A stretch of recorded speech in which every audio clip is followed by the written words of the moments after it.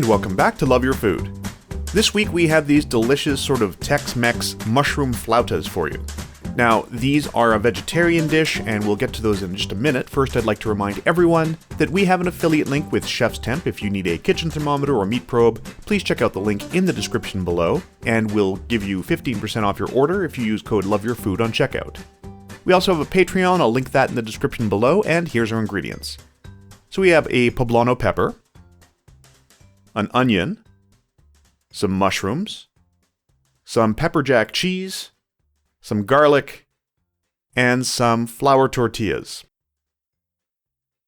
And we're going to start off by doing a bunch of mise en place, as we usually do. So we're going to start chopping up our garlic, and we want to get all of this pretty fine. We're going to make what essentially amounts to a duxelle sauce with the mushrooms, garlic, onion, and poblano peppers.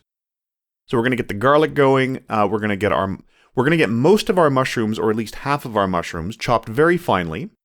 And these are going to cook down in that mixture with the onions and garlic and the poblano peppers as well. So this is going to start off by being a really fine mixture. Same with our poblanos, like I said, we're going to cut off the panels. The seeds in poblanos aren't particularly easy to eat or tasty, so we're just going to cut those out as much as we possibly can. We just want the walls of this one. And then we're going to chop it into strips, and then we're going to chop it into dice from there. And the same thing with our onions once we're done with the poblanos. So these are going to be, and you can use whatever type of pepper you want. If you'd prefer to use a bell pepper, you can. If you want to use a hotter pepper, you could use a jalapeno in there as well.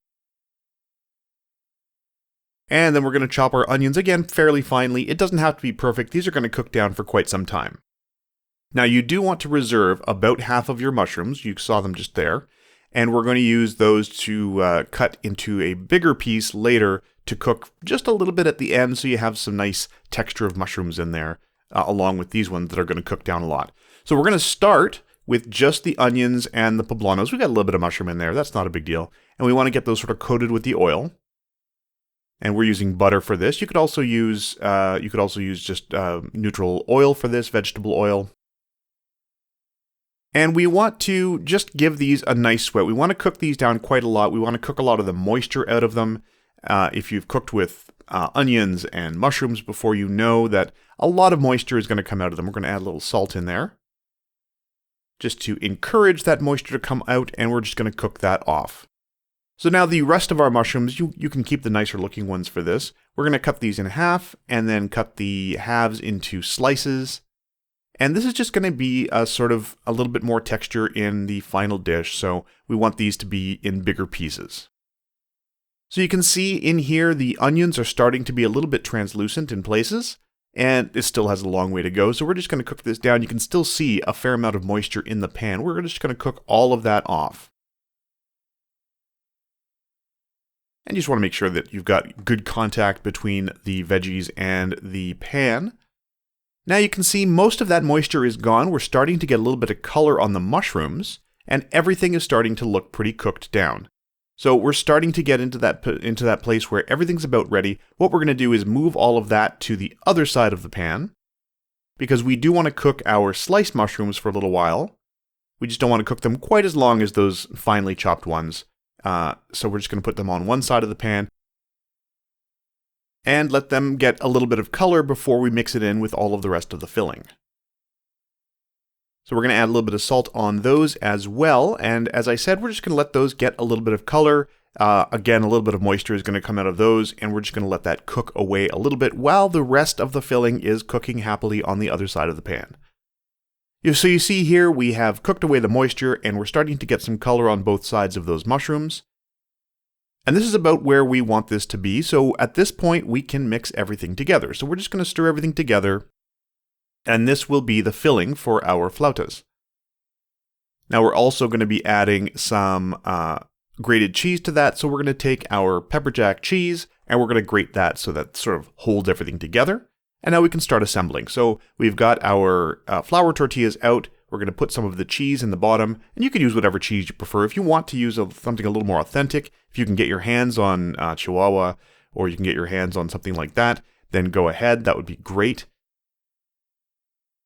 And we are going to put some of that filling on top of the cheese there. And from here, we are going to wrap these up. Now, we're not going to deep fry these, we're going to shallow fry these. So we're going to use the same pan, we gave it a little wipe. We're going to use the same pan that we used to cook the filling. And we're just going to put a little bit of oil in the bottom. We may have used a little bit too much. You can use however much you feel comfortable with. You do want it to be a significant covering on the bottom of your pan.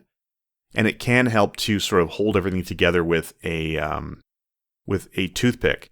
Now you can see ours goes a little above the bottom of the tortilla there. That's fine. If the heat is high enough, if you've got these cooked at a high enough temperature, the oil's not going to go into the food because the heat causes the general pressure of cooking to go outwards. So it's not going to stay in the food. It's not going to make everything greasy and oily. So once these are done on one side, they take about 3 minutes. And you just want to make sure that everything's nicely cooked in there. The cheese is melting. You will get some little bits coming out the end. That's fine. But mostly that cheese is going to hold everything together. We want those to flip over. You got that beautiful brown color and they're nice and crispy.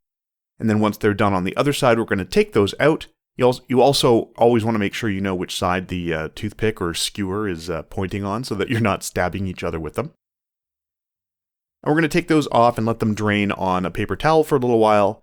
And then we're going to serve it with this really excellent sort of avocado salsa. And that's going to be next week's recipe, is this avocado salsa, which was super delicious, really, really fresh and zingy with some lime juice in there. And we'll do that one next week. And that's it. That's the whole thing. We've got a little bit of pico de gallo, a salad to go with those. They were delicious and honestly very, very easy. So we hope you'll give this one a try. If you like this recipe, please do like and subscribe. And if you have any recipes you'd like to see Chef Caleb try on the channel, please let us know in the comments below. We'd also like to thank our patrons over on Patreon. If you'd like to support us there and help us keep doing this, I'll put a link for that in the description below. And remember to love your food.